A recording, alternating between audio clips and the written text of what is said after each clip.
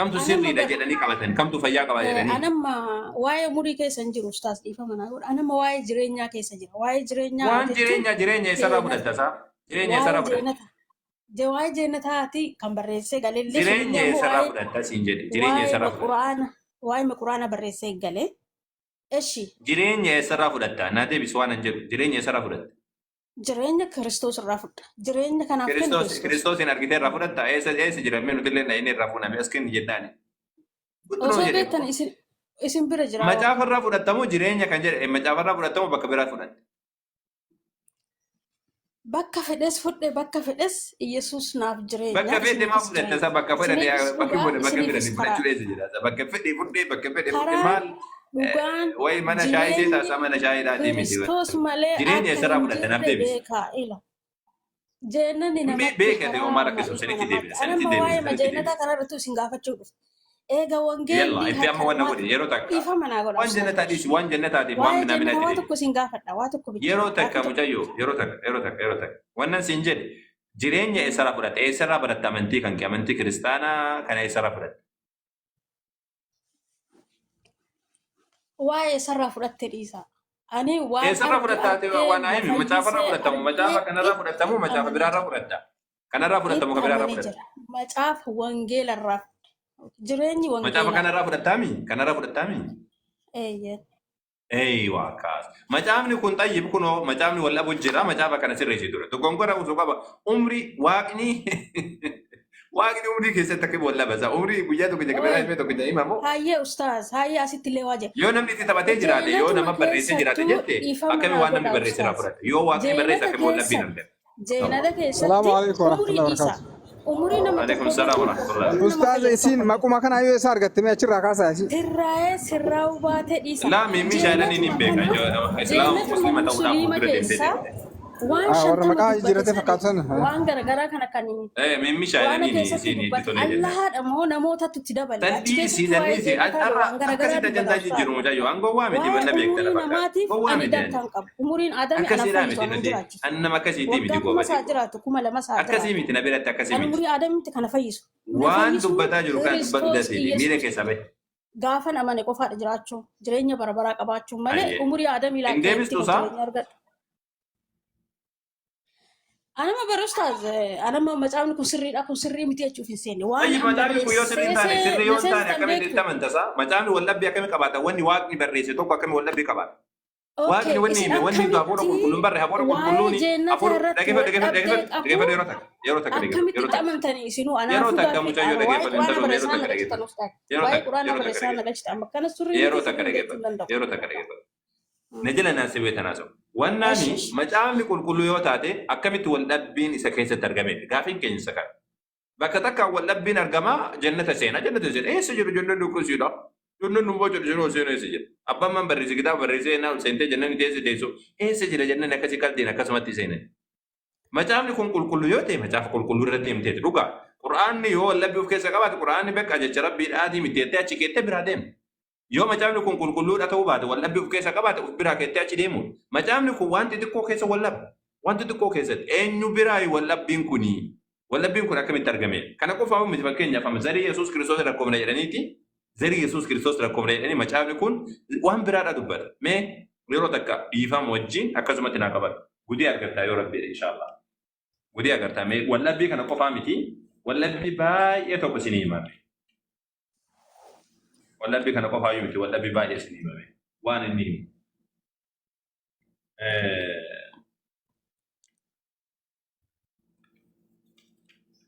umrii watalakkaa'u jechuudha wannaa kana keessatti hatta macaafa Amma waa'ee umurii maal naa godha ustaaz ana waa'ee umurii aadam isiniif hin seenne si jalqabda ani waa'ee jeenataati haasa'u طيب ايشي طيب بيرو تكمي واسكا jiraate فدا dhibba lama jiraate anaaf jireenya miti زري يسوس يوكان هند انتلو من Kanaafuu ani gaafii kan qabu waa'ee jeenataa irratti.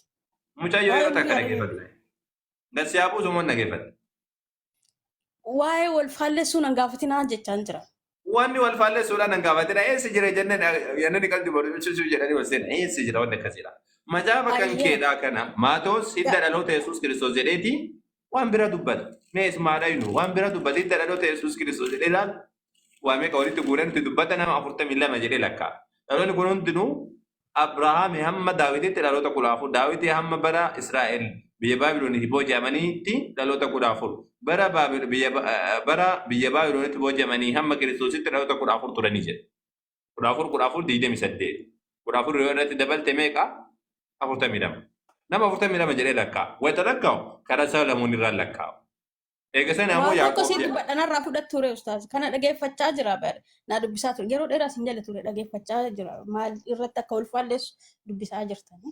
Ani immoo ogummaa kana kun sirriidha kun akkani faallessee jedhee ogummaa sadarkaa kanatti macaafni kun akkas jedhu barnoota akkasii sin qabu. Ani amma waan يا الله وفي الراموتي beekne كبادو خلاص keessa seenee laaquu hin danda'u. Waa tokko bichaa sin gaafadheen boo dhiifama. Waa وفي tokko bichaa. الراموتي كبادو خلاص موتي كبادو يلا Waa tokko bichaa. أجين Waa tokko bichaa وان please. توكو ينجري وان توكو سيران برباد وما توكو يسيران برباد خلاص اما اوغوما كان نقب دواتي اوغوما وانا سيربا ملي اوغوما مجافا لا درو كيسا اكمت نمني سمو دان كم نمني سمو Ani وان اوغوما sirba bakka برباد jiruun ساكون beeku ustaaz. Dhiifama. Nama sirbuu mitis nama sirba bakka jiruu beekumti. Nama jeenata jireenya barbaadudha malee nama sirba keessa جنة jiru جرين يلا برباد ofiitti سرا برباد مجافا دوبسته مجافا كان را برباد مواتي بكمار hayyee كتير برباد waa tokko مجافا qofaa نكون isiniin jedha. ايغا Waa مجافا tokko isiniin jedha. وان جنة انا ما يوسو تاتي اكمي ولا بيني سكيسا كباد وان تيجي Waa اكمي tokko رد isiniin ولا jedha ish. Waa tokko qofaa. Okay, eega kun wal faallesse, eega kun garagara ta'e, kun jireenya erga hin qabne ta'e, gara keessan gara isa jireenya qabu akka dhufu, musliimummaan kun abdii jireenyaa maal qabaadha? Gaafiin kee kun gaafii yeroo hundaati.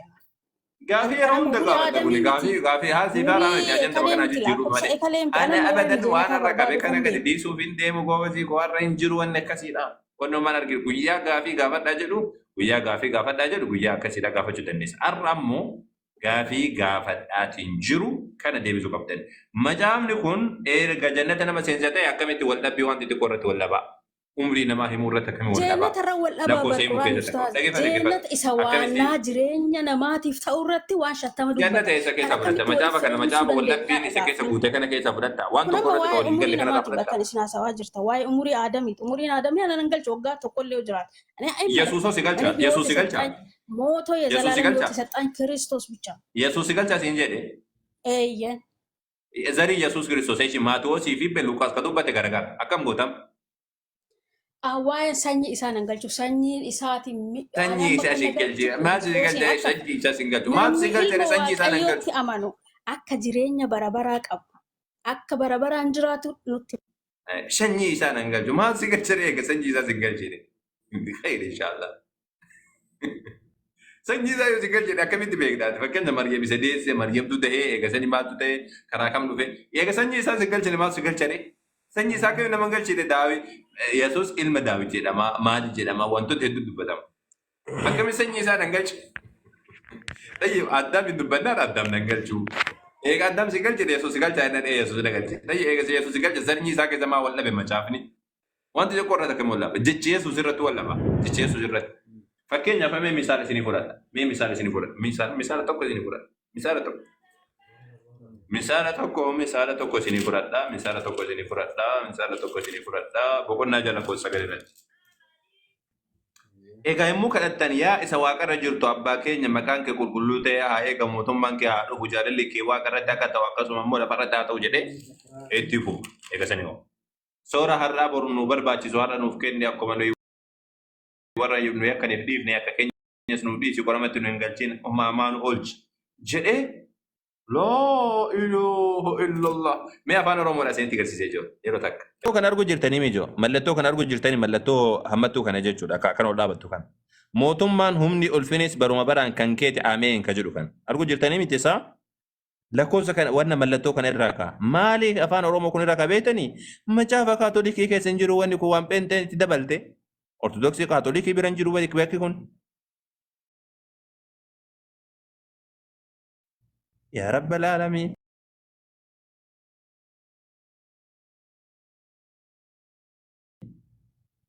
Macaafa abbaan barbaade keessatti waa dabalaatti hin deemu. Kaatolikii biratti hin argitan nama dubbii kana illa dubbii amma inni irratti marsee kan argitanii. Asti ka jedhu kun dubbadhume. Hoy maal la gaafattee sir? Macaafni keessa amma kana wallabaa eega dubbii rabbii ta'e dubbiin rabbii hafuurri qulqulluu waan sirriidhaa fida hafuurri qulqulluu yoo barraa'ee jiraate dubbii rabbii eegataan waan rabbi harka waan rabbiin ofii isaatii barreessise yookaan ammoo beeku yoo taate maaliif macaafni wal dhaba kun itti dabalaa kun irraa hir'isaa kun waan biraa dubbataa kun maaliif akkana wal dhaba macaafa. Macaafni inni sirriin boqonnaa 66 kan qabudha. Kakuu moofa 39 Macaafni sirriin boqonnaa 66 kan qabu 27 qaba. Isatu sirriidha. Inni kum 66 boqonnaa 66 kan qabu. jaatame qabeen dheeraamu. Maali ragaan kan kee maali kun sirrii ta'uusaa? Sirriidha gaasatti amannan. Ati amanuudhaaf. Ati Gosa amanuu qofaan sirrii sirrii bisadha. ta'a. Inni kaan itti dabalamee. Ati amanuu qofaan sirrii ta'a ragaa ta'a ani isatti amana waan ta'eef sirriidha jettee ati amanuun qofti sirrii ta'a sirrii isa goosisaasa. Inni kaan itti dabalameeti. Inni Peenteen jaarraa macaafni 66 kan deebi'e bara macaafni 66 kan deebi'e bara jaarraa 16ffaa keessa. Jaarraa 16ffaadhaan dura macaafa 66 jedhamee akka akkanatti deemaan hin turin jiru. Haasa'umatu namni kaanaan fudhannaa ture malee. Qoy Akkamitti kaatoliikii macaafa sirriidha jettaa. duraanidha fakkeenyaaf ortodoksiin duraan jirra jedhattee taa'uu hin dandeessanii. Hinteen sirrii miti. Ustaad Rammaan jettan. Ortodoksiin sirrii miti. Kaatoliikii sirrii jettee amantamoo ati akkami waan sana magan. Hundi isaatu na biratti ana waan takka bu'aanaaf hin qabu. Sababni isaadha macaafni wal dhaba. Kaan keessatti itti dabala, kaan paasterii itti dabala, kaan ammoo olii gadi oofamaa, kaan itti dabalanii, kaan kaatolikiidha, kaan olii gadi. Amma macaafa kaatolikii fi osoo pheenxeetiif macaafa pheenxeetiif Maatewos tokkichumaa miti. Maatewos pheenxee bira jiru, Maatewos kaatolikii bira jiru tokkodha miti akka tokko hin jiran. Itti dabalama irraa hir'ifama. Isaan gaa warra kaatolikii gaafachuu dandeessa yookaan immoo ortodoksii warra ortodoksii gaafatta. Isini macaafa qulqulluu eenyu isinii kenne isin hundinuyyuu barattoota Yesuus irraa dhufeettanii amantanii isin hundi keessan. Hundi keessan hin naattu. Hundi keessan hin naa jettu. Kaatolikiin illee Yesuus irraa nu dhufeedhanii pheenxeen illee akkasuma ortodoksiin illee akkasuma. Ikkoo an ortodoksii gaafadhu. Kaatolikii illee isaan ortodoksii gaafatu maal jechuudha? Kiristaanaan isin hundi keessanuu? Hundi keessan hin jedhin qaba. 81 amma ortodoksiitti dabalee jechuudha. Qeessota. Amantaa garagaraati adda isin hundi keessanuu ortodoksiin illee addaa isin illee addaa warra addaati amantii garagaraati. Ortodoksiitti nama na yooma sin jedhe. Jechuun kiristaanaa miti jedhee. Kiristaana. Kiristaana eegatee akkamitti kiristaani macaafni qulqulluun akkamitti walii gadi oofamee siin jechuu jira kaan itti dabalame kaan irraa dhiba. Eessatti oofame amma fakkeenyaaf ortodoksii isaan ortodoksii gaafadhan isaanii. Ortodoksii waan biraa dubbatti isin waan biraa dubbattan. Keenya an dubbanne sirriidha. Mee ragaa kan kennaa kennu ragaa isin keessan sirrii ta'uu naga ragaa na kennu keessan sirrii ta'uu. Ragaa akkamii si kenna fakkeenya sirriidha sin jedhe fakkeenya ragaa akkamii. Sirriidha jechuun qoftiin gahaa maal nagaa uumameessa. Sirriidha jechuun qoftiin gahaa ragaa naa kennu fakkeenyaaf amma macaafni durii akkana jedha waan ta'eef wanni akkana ta'e waan ta'eef waan akkas jedhanii ragaa namaa deebisan. Ortodoksiin sirriidhaa miti pheenxee qofaatu sirriidha jetteef qofti hin gaha aganni qofti hin gaha gahuu dhagaadha miti ni godha.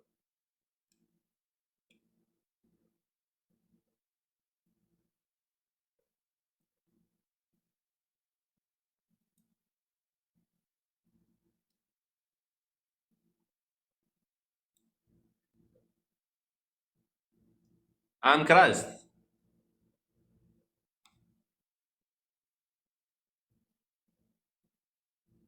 Ya bobate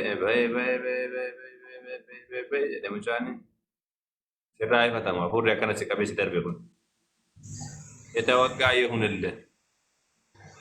Akkanatti macaan pheenxeedha sirrii ta'uu maali ragaan callisanii dhumaa dhabbaman barbaade kan pheenxeetti kan paasteerutti taphatu jira kan ammoo eessutti taphatu jira maalidha ragaan isaadha kan jedhu dabalataan amma sammuu dabalataan ka pheenxeedha mataan isaatu wal dhabbii qaba waan tokkichi dubbachuu irratti fakkeenyaaf hidda dhaloota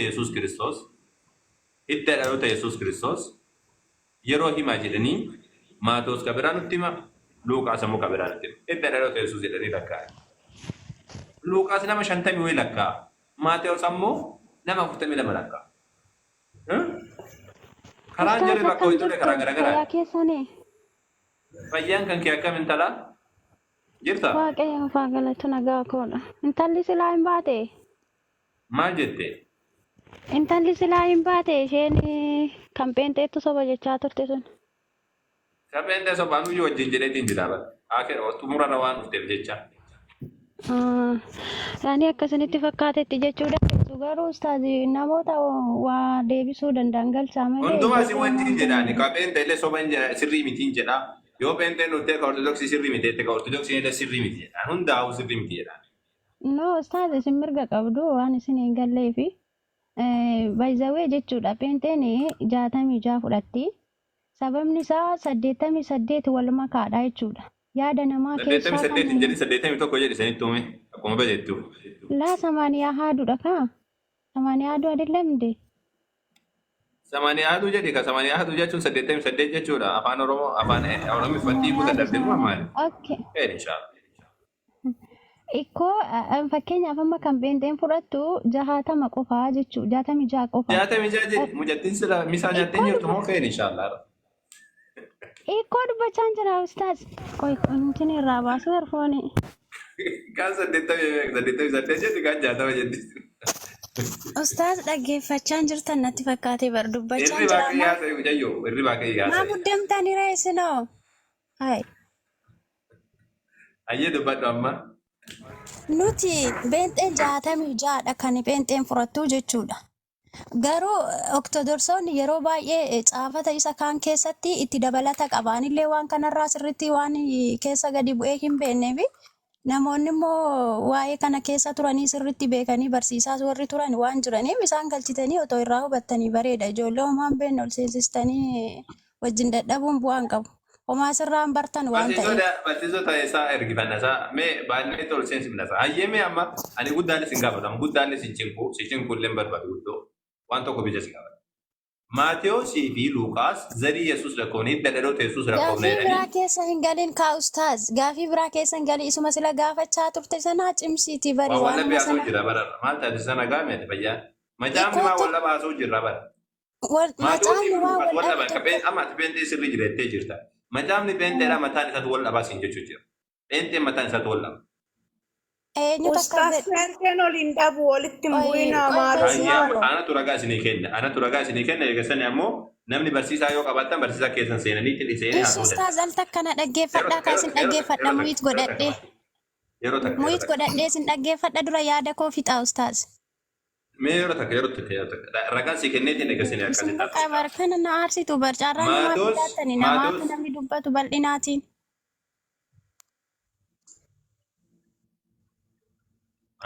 Ayyee. Maatewos boqonnaa tokko irratti hidda dhaloota Yesuus jedheetiin toorri hidda dhaloota Yesuus Kiristoos sanyii Abrahaam isa kana jedhee itti fufu. Itti fufu. Hidda dhaloota kana keessatti haga Daawitii lakkaa'ee Daawit Salomoonin dhalchee jedhee karaa Salomoonin gadi lakkaa'a. Eenyu? Maatewos. Karaa Salomoonin lakkaa'u. Luuqaas hin biroo dhayne hoo? Obbo Luuqaas hin biroo dhayne ammoo obbo Luuqaas qulqulluu Luuqaas jedhaniin isaan an kabajaadhaaf obbo Luuqaas jedhaan. Hir'isuudhaaf miti beekadha. Obbo Luuqaas jechuun maqaa kabajaati. Luuqaas hin biroo dhayne ammoo maal jedhaa? Wanna boqonnaa lamarratti jechuudha. Boqonnaa lama hidda dhaloota Yesuus Kiristoos jedhee hidda dhaloota Yesuus Kiristoos boqonnaa meeqa boqonnaa sadii irratti lakkoofsa 23 irra hidda dhaloota Yesuus Kiristoos jedhee lakkaa'u. Achitti ammoo wata lakkaa'u. Karaa Naataaniin lakkaa'u. Daawit Naataaniin dhalchee jedhee lakkaa'u. Lammaffaadha ammoo Yoosef ilma Eliiti jedhee lakkaa'u.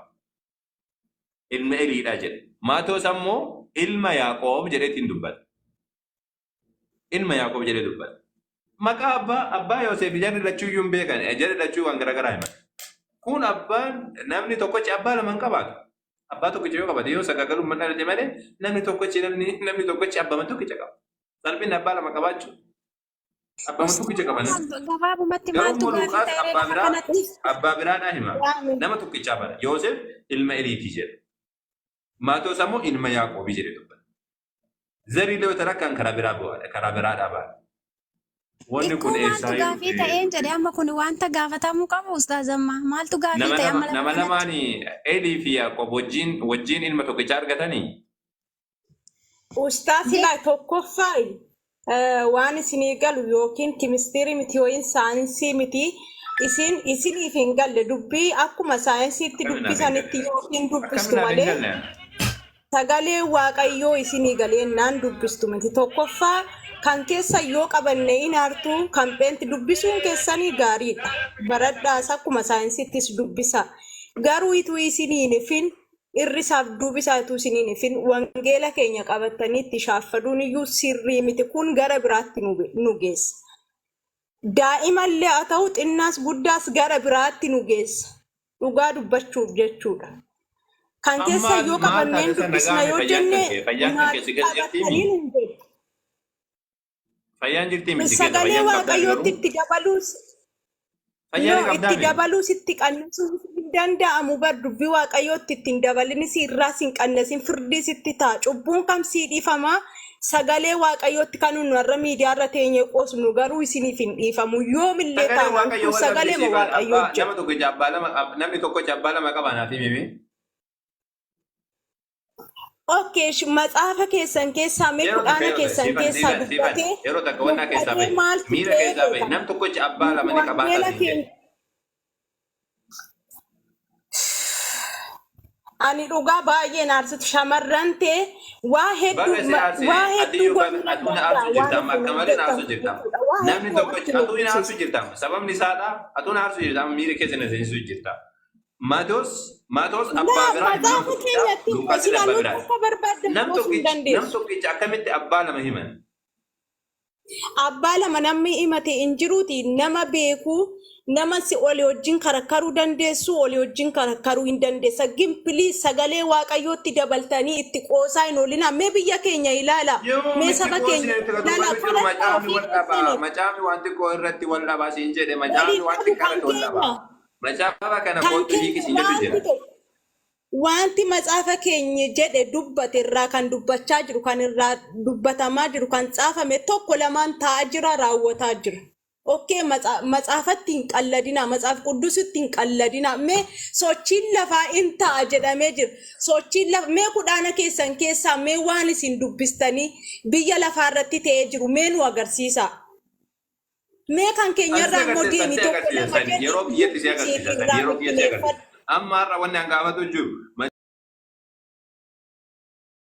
macaafni ortodoksiitiif kan pheenxee wal dhabaa kunoo jedhee isinitti agarsiisee jennaan ortodoksii wajjin ol karakkaruu hin dandeessan nuti ijoollee ifaadha namni nu karakkaruu hin danda'u no ortodoksii wajjin ol karakkaruu hin dandeessu amantii keellee godhachuu hin dandeessu ijoollee pheenxee shawwaduu hin dandeenyu nuti ijoollee ifaadha afaan irraa kana kaatu yeroo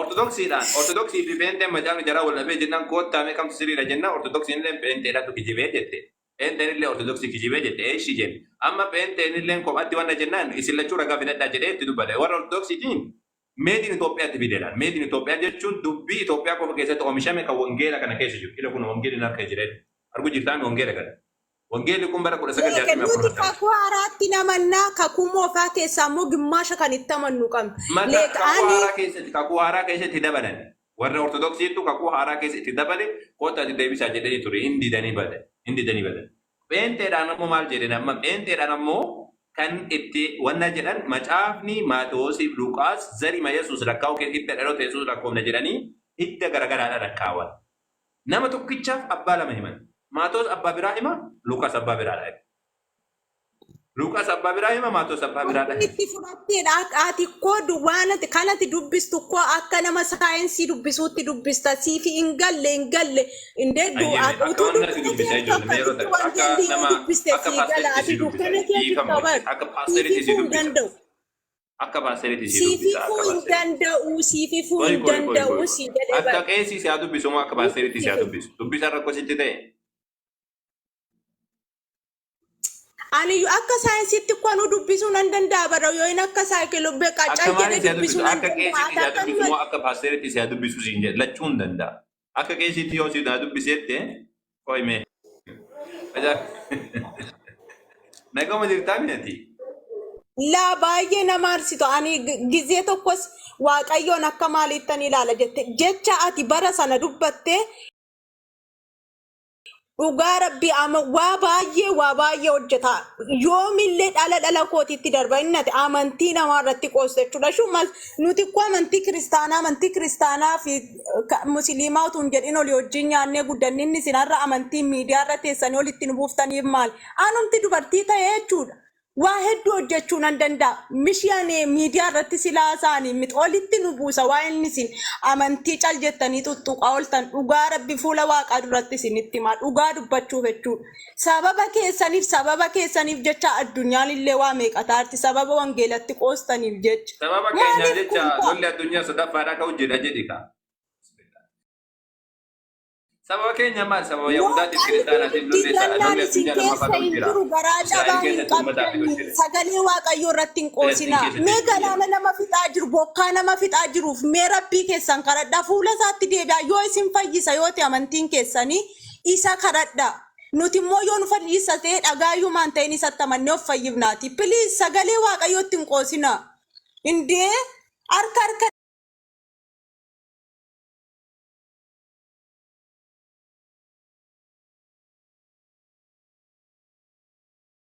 bakka miidiyaa waan biroontanii boru moo yoom geessita har'a geessita moo boru geessita dubbii kana no ani naxibii hedduun sirratti qabadhee jira waa ani sin hordofaa sin naggeeffadhaa dhugaa rabbii waa hedduudhaati waan ati dubbattu jechuudha kun immoo sirrii hin ta'u sumaafiyyuu waanuma sin dubbattarraa waanmaantis guyyaa geessitu qofa natti boru moo har'a geessita beekaa gaafadhu hin bareeda shamarran olitti funaantee hin gaafatin beekota hedduu jira isaan bira dhaqiitii olii wajjin mari'adha giin gaafa olii wajjin dubbattanii wangeelatti hin qoosina ati yoom indee geessita guyyaa wangeelli geessitu xiqqoo natti keenya himi meeqatti wareegamee addana ga'e bari maxaafa sinaarra akkanatti itti qoostan guyyaa geessitu natti himtu isaa guyyaa geessitu illee himtu boru geessita moo har'a geessita guyyaa geessitu natti himtu qalladi ati tochi teessu dhufaatiin gooftaa sitti ga'a qalladi cal jedhaa qalladaa isin qallada dhugaa rabbii qalladi kolfi Sifan, nagama sifan. yatti fiira keessa jirti ayyee amma wannan sin ragaa fadhu waan biraati miti macaafa kana keessa dogongorre akkamitti keessa seenaa ka ortodoksiidhaa waan biraa yeroo dubbatu kan ka peenteedhaa waan biraa dubbata umrii waggaa tokko jagee waan bakka hin gaafadde seera uumaa boqonnaa 5:3 umriin addaam ka ortodoksiidhaa umriin addaam osoo isheetiin hin dhalchiin dura umriin addaam 230 jedha ortodoksiidha. Ka peenteedhaa 230 jedha. Eega isheetiin dhalchee ammoo ka peenteedhaa 800 jedha. Ka ortodoksiidhaa 700 jedha. Umrii akkatti tanaa keessatti waan gadi dhaabee dubbachuu dandeenya akkamitti waan jannataa isinitti maka jechi. Yoo qeesitti dogon qeesitu akkana godhe yoo jettani kalaas qeesitti taphatee jira macaafa dhiisaa biraa deema. Nuti illee wali jedhe isa kan namatti taphachuu jira dhiisaa biraa deema. Ayyee. Anan jedhu ortodoksii fi beenteen silaayyuu garaagaraa akkamitti walirratti fiddanii gaafattan sinsila. Akkamitti garaagara beentee fi ortodoksiin? Maaltu takka godhe isaanii amantaan isaanii kan biraa beenteen kan biraa walirratti gaafatuu hin qabdanii yoo addaan baafatuu baratuu heddanii warra ortodoksii kophaa gaafachuu. Beenteellee kophaa gaafachuu malee walirratti maaltu gaafachuu waan amantiidhaan beektu yaa kobajiiko. Beenteen maal akka taate hin ni beeka. Ani duraan kiristaana ture garuu amma musliima ta'e kiristaana ta'uu waan sin ni beeka. beeksisu yeroo takka dhageeffatu kobajiiko. Yeroo takka dhageeffatu. Adda baan dhageeffatu. Ortodoksii jechuun maal akka ta'e addaan hin beektu. Kaatolikiin maal akka ta'e hin beektu. Beentee maal akka ta'e hin beektu. Wanni kunneen sadeenuyyuu walirraa fottoqaa dhufe malee ayyeef dura siif ibsaa sirriitti dhaggeeffatamu. Dura sirriitti dhaggeeffatu gurra banii. Tolee haasa'uudhaan dura. Namni tokko fakkeenyaaf amantii tokkorra haasa'uu fi amantii tokko sirriitti beekuun barbaachisaadha. Fakkeenyaaf kiristaanummaa kan jedhamu kiristaanummaan gaafa lafarraa kaateetiin jalqabdu kiristaanonni yaada garaagaraa qabaachaa turan eegaseen ijaarraa afuraffaa keessa kitaaba fudhanii jedhanii kitaaba kan murteesse eenyudha warra kaatolikiiti. Kiristaan hunda dura kan jiru kaatolikiidha. Ergasanii ammoo warri ortodoksiidhaa kaatolikii irraa fottoqan. Gibsi keessatti biyyoota garaagaraa keessatti kaatolikii irraa fottoqanii seera mataa isaanii godhatanii qaanuna mataa ofii godhatanii irraa fottoqan. Sambooda namu jaarraa kudha jaafaa keessa dhuftee kaatolikii irraa ammas pheenxeen illee fottoqu. Pheenxee irraa illee adventistii uumamu kan jedhanii pheenxee irraa akkana dabanii yaada garaagaraa godhatan. Malee pheenxee fi ortodoksiin amantii garaagaraati kun waan ittiin nama soban yaa obboleetti waan akkasiitii miti waan jiru. Waan ittiin nama soban. Macaafni hundee isaatiin eessaadha. Pheenxeen eessarraa fidde. Pheenxeen Maartin Luuser gaafa pheenxee hundeessu Yesuusin bira dhaqee Yesuus irraa fuudhee dhufe. Kama kaatolikiidhaa fuudhee macaafa kaatolikiidhaa bakki kun sirriidha bakki kun sirrii miti jedhee bakka kaatolikiin dubbattu keessaa gatee kaan itti dabalee akkasitti fidatee kaa'e. Malee Maartin Luuser mataan isaatu wanna kaatolikiidhaa ture qeesii kaatolikiidhaa ture yookaan ammoo nama amantaa kaatolikiidhaa ture ka amma pheenxee hundeesse kun jechuudha. Kaatolikii keessa ture kaatolikii keessa guddate macaafa kaatolikii keessa barate achi keessatti amantaallee barate eeguma waa hunda barate kaatolikiin sirriin jirtu jedhee macaafa irraa hir'isee waan sirreessu sirreessee eega seen sirreessee jira furadhaa jedhee pheenxeen akkasitti hundoofte malee amantii irraa Maartin Luuser dhaqee Yesuus irraa fuudheedhaan. Ortodoksiin akkasuma ortodoksii jechuun barsiisa sirriidhaa jechuudha. Ortodoksii jechuun barsiisa sirriidhaa jechuudha waan biraati miti afaan Giriikii. Ortodoksiin illee kan dhufte kaatolikii irraa wantoota garaagaraadha waan jirri hojjettu kana waan paappaasii wal qabatu uumama kanneen wal qabatu gaafsan mormaniiti adda bahan gaafsan kaatolikii wajjin baay'ee wal mormii guddatu ture. Kaatolikiin paappaasiidhaan bulti. Paappaasii guddaadhaan baabaadhaan bulti. Ortodoksiin ammoo waan sanii bulu waan barbaanneef jecha wal dhabbiin jidduu isaaniitti ture sanbooda waan kana mormitee baate malee ortodoksiin illeen hundi isaanii tokkoma. Islaamummaa fudhatamoo islaamummaa keessatti nabi rabbi sallallahu warra tokkicha dhiisanii biraa deeman karaa takkatti dhiisanii biraa quraana tokkicha حديث نبي ربي عليه الصلاة والسلام كانوا مسلم كم برو دايته هذا في هجلته هذا في صلاة حديث وهذا في ما لاجرو قرآن لمنجر مسلم بلاد ركون متكافتو جرو مجاف ولا بي مجاف رسم تاته مسلم كم برو نقالي جر قرآن لمنجر قرآن كما نبي محمد عليه الصلاة والسلام دوفه اسمه سنكرا فرنجي برو دايته چاينا برو دايته يو أم أفريقيا كيسا دايته عرب برو دايته قرآن اسم قرآن ما كونه أكنا نمني كمته كروكنا نكته isuma kanaatu Afrikaallee jira isuma kanaatu Faranjii birallee jira isuma kanaatu hunda bira jira. Suuraan isaallee suuraa 414 qubeen takka dabaltiin qabdu qubeen takka irratti isa qabdu. Akka nabii Muhammad alayhi wasallam fuudhame akka isaan qiraasisanitti qiraatii torban jara qiraatii akkaataa itti qara'an hunda wajjin addunyaa guutuu keessa faca'ee kanuma qofa jira. Kanaa mitoonni gaafachuu jiru nuti. Musliim maa dogongoree miti musliima dogongoree miti ka gaafatu jiru. Musliimni dogongoruu ni jira sirriitti jira musliimni dogongoree. Musliima dogoggore jechaan jiru ani gaaffii kana maa adda baastaniin gaafanneedha malee ani musliima dogoggore jechaan jiru. Macaafni tokkicha macaafni lamatu jira ka Yesuus irraa dhufe barattoota Maatewos lama jira. Erga tokkoon taane maa wal caale tayyib.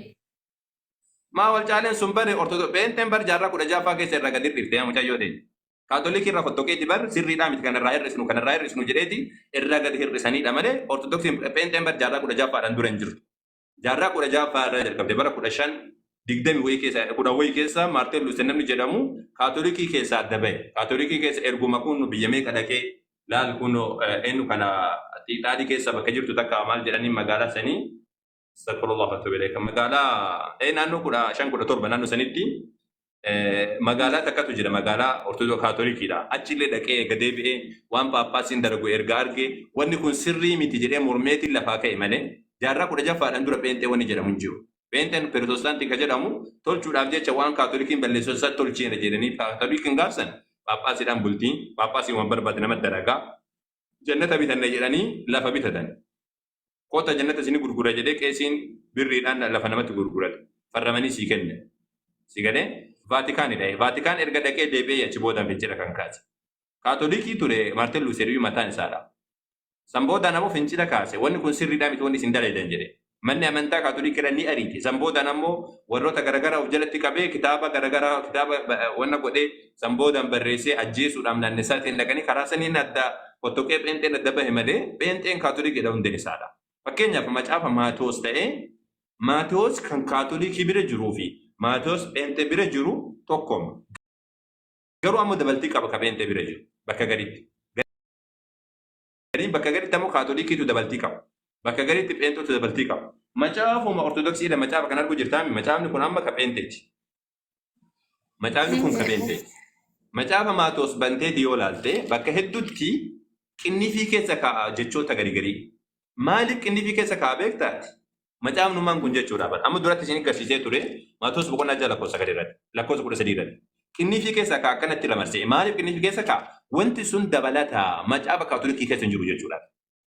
Sigalee macaafa kaatolikii keessa hin jiru dabalataan ka pheenxeen keessa kaattee. Eessa fuutanii keessa keettanii kan jenne gaafataa jiru isa kana. Malee amantaan pheenxeedhaa garaagara amantaa ortodoksii kun kijiba itti nama sobanii. Kun kijiba itti nama sobanii. Jarri akka jettee jennaa wajjin beekaatumaan jenna malee kun ittiin nama sobanidha. Hundi isaanii tokkoma. Hundi isaanii pheenxeen ortodoksiin illee kaatolikii irraa fottoqxee mormiteetiin pheenxeen illee kaatolikii irraa fottoqxee mormiteetiin pheenxee irraa warri fottoqe baay'ee. Warri pheenxee irraa fottoqe baay'ee akka adventistii faa jedhanii akka joovaa faa jedhanii warroonni kunniin warra pheenxee irraa fottoqe. Pheenxee irraa fottoqe. Pheenxeen maan eeguu hundeeffamtee booda koota nuti illee akkana godha jedhanii baay'eedha dhibbaatama warra lakkaa'amutu irraa fottoqe. Macaafa kana qabatanii macaafa kana sirreessanii bakki kun sirrii miti jedhe.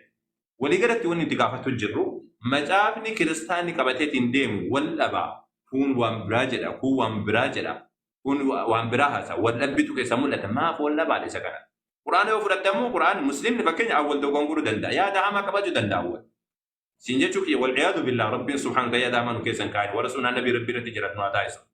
Yookaan nama fakkeenyaa fi nam tokko wahiidha muslimni wahiidha dogoggoree waan wahiin dalaga. Sagaagalummaa irra bobba'uu danda'a hanna irra bobba'uu danda'a.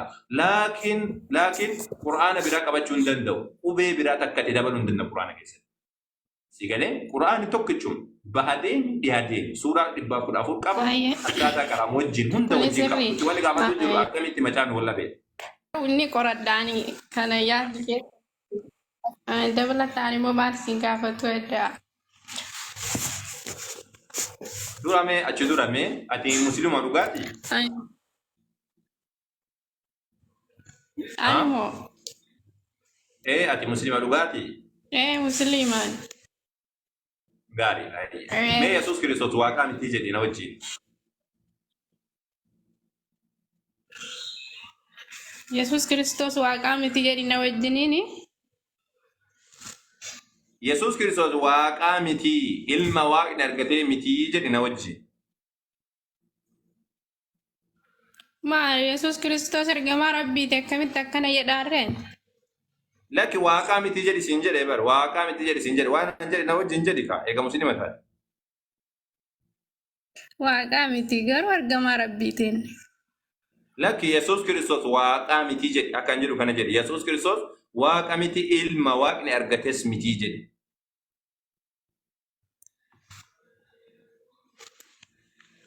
Gaaffin keessan naangal anan jedhu jechi fakkeenyaa fi jechana kana na wajjin jedhi ana wajjin jedhi ana wal wajjin jedhi akkan jedhu kana jedhi na wajjin. Yesus Kristos waaqa miti ilma waaqni argates miti jedhi.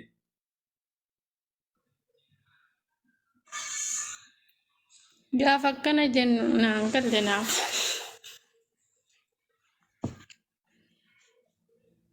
Jedhi kana wajjin. Ergamaa rabbii miti jechuu deemtamu akkami sila? Waan ergamaa rabbiiti miti sani sitti naasoo ergamaa rabbii akka ta'e kiristaanni illee ergamaa rabbiiti miti hin jedhu. Nan sobiin. Kiristaanni illee ergamaa rabbii akka ta'e itti amana. Kiristaanni illee kana itti amana. Osoo ergamaa rabbii jedhu waaqa jedhu. An kan jedhu jedhi na wajjin. Na wajjin jedhi yeroo takka dhiifamu wajjin. Yeroo takka anas barbaadeen jaalatuuti. Na wajjin jedhi yoo muslima taate muslima jedhi na wajjin haasa'e. Yoo muslima taate wani jechuu si dhoowwu hin jiru. Yoo kiristaana taate immoo kiristaana jedhi na wajjin haasa'e. Amma na wajjin yoo muslima dhugaadhaa taate na wajjin jedhi yeroo takka. Yesus Kristos waaqa miti ilma waaqni argates miti jedhi na wajjin.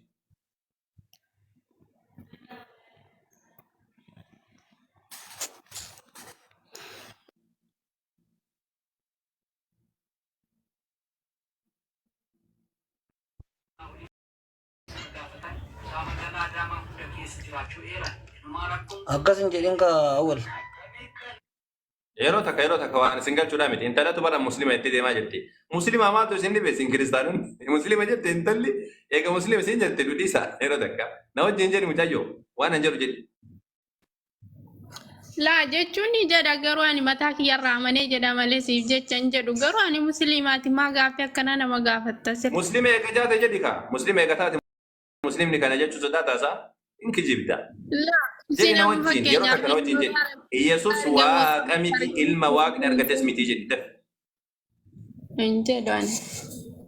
Ya Allah deemi kijiba kan keedhaa peenxee irratti uti deemiti. Waan kijibduu akkana kana tori gadi muslima jedhaatiin deemu ودنديت إن ديف مالي تسمع في الدنيا صدق إيش مالي مال وفتان كبت غفر بدن صلى الله على صلى الله على صلى الله على غفر بدن أول الله غفر بدن مو إمامه وفتني غفر بدن كوفية وفتني مال أن كريستيان جتين ديم دوسا أني كان كي إبتة كون أن كريستيان جتين ديم دوسا سيسورا جيسا